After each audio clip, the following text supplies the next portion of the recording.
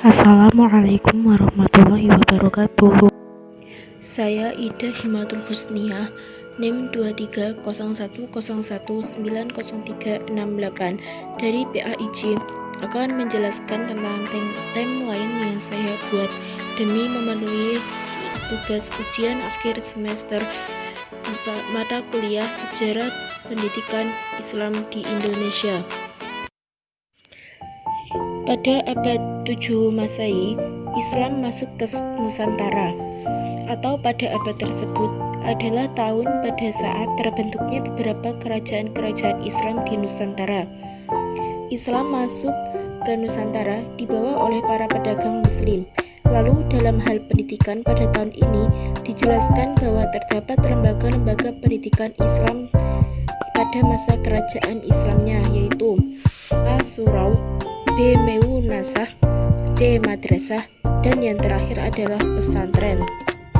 Yang kedua yaitu pada abad 9 Masehi dimulai dengan kerajaan Islam di Nusantara, yaitu Sumatera.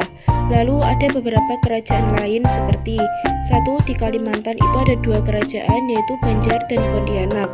Banjar sendiri itu pada tahun 15 Masehi dan Pontianak 18 Masehi. Yang ketiga yaitu Maluku. Maluku ada dua juga, yaitu Ternate dan Tidore. Itu juga pada tahun 15 Masehi. Yang terakhir adalah di Sulawesi Selatan, itu ada Gorontalo dan Bone. Lalu kondisi pendidikan pada masa kerajaan Islam di Nusantara itu adalah satu di Kalimantan itu mendirikan pondok pesantren, yang kedua di Sulawesi mendirikan madrasah, yang ketiga di Maluku mendirikan madrasah pertama di Ternate.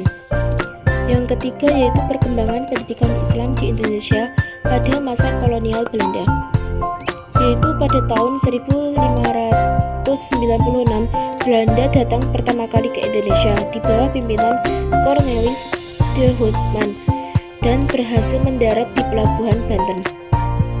Adapun peningkatan dan penurunan dalam hal pendidikannya, yaitu peningkatannya itu sekolah-sekolah yang dibangun secara luas untuk rakyat umum dengan biaya yang murah. Yang kedua, menumbuhkan ide-ide di kalangan intelektual Islam, dan yang ketiga yaitu lebih mencukupi secara alami sekolah. Terus penurunannya itu ada dua, yaitu dalam kalangan Islam mendapat tantangan dan saingan, terutama Belanda, terutama di sekolah Hindia Belanda itu dilaksanakan dan dikelola secara modern. Jadi kalangan Islam seperti pesantren itu merasa tergusur gitu. Lalu yang kedua yaitu sistem pendidikan pondok pesantren mulai mendapat sorotan karena dinilai kolot. Lalu pada tahun 1945 terdapat sistem pemerintahan pada masa Orde Lama. Pada masa Orde Lama pendidikannya yaitu dimulai dengan memberikan bantuan terhadap lembaga-lembaga pendidikan swasta maupun negeri yang dianjurkan oleh BPKNP. Lalu keadaan pendidikannya itu satu, sangat terkait dengan Departemen Agama. Yang kedua, penambahan madrasah atau modernisasi madrasah pada Undang-Undang Pokok pada pendidikan dan pengajaran. Yang terakhir yaitu peresmian peraturan tentang pendidikan agama Islam di sekolah umum. Lalu ada juga penyelenggaraan pendidikan agama di perguruan tinggi umum. Lalu pada tahun 1942 ada perkembangan pendidikan Islam di Indonesia pada masa kolonial Jepang. Umat Islam lebih leluasa mengembangkan pendidikannya karena peraturan pemerintah Belanda saling diskriminatif tidak berlaku lagi. Adapun pendidikan pada masa Jepang yaitu satu, madrasah lebih cepat berkembang terutama dari segi kuantitas. Yang kedua, pendidikan agama di sekolah yang memberi kesempatan pada guru agama Islam untuk mengisinya dengan ajaran agama. Dan yang terakhir yaitu perguruan tinggi Islam mengizinkan berdirinya sekolah tinggi Islam di Jakarta. Yang keenam yaitu pada tahun 1965 terjadi perkembangan pendidikan Islam pada masa Orde Baru. Keadaan pendidikan Islam pada masa Orde Baru ditandai dengan 4, yaitu 1. Pendidikan Islam sudah masuk ke dalam sistem pendidikan nasional. Yang kedua, pembahasan madrasah dan pesantren pada aspek fisik maupun non-fisik. Yang ketiga, pemberdayaan pendidikan Islam. Yang keempat, peningkatan atmosfer dan suasana praktek sosial keagamaan. Terus pada tahun 1998 terjadi perkembangan pendidikan Islam pada masa reformasi. Pendidikan agama Islam lebih diperhatikan dan disamakan kedudukannya dengan pendidikan umum.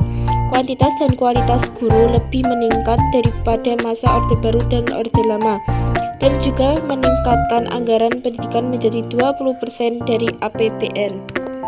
Itu adalah keunggulan atau peningkatan dalam masa reformasi. Lalu pada tahun 1909 itu terdapat eksistensi madrasah diniyah.